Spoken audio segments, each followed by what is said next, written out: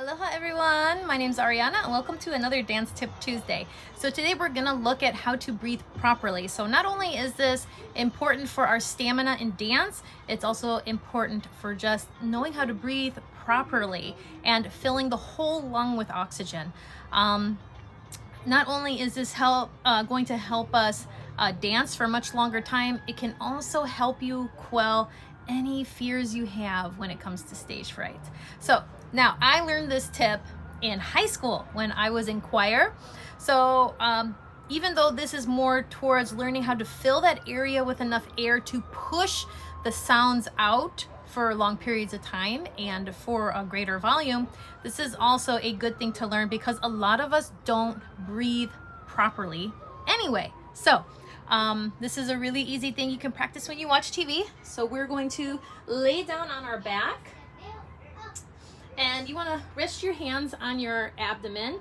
And what you're going to do is you're going to fill this area with air. So when you inhale,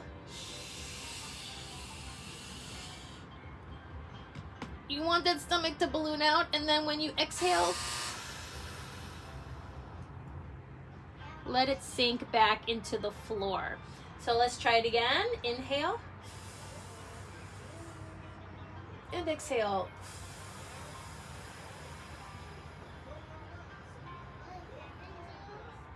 Try to push as much air as you can out from here.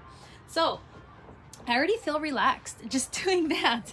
So I hope that's a really great tip. Again, you can practice it while you watch TV. Not only is it going to help you with stamina in dance, but it's also going to help you quell stage fright, calm down when you're heated up in the moment, and it's just allowing your body to get as much oxygen as it can. So it's if you're just breathing from your chest, it's very short breath. You want to fill your whole lungs, and that means including the abdomen, torso area as well in your breathing. Okay, so if you like this tip and you found it helpful, let me know in the comments below, and I will see you next week. Aloha.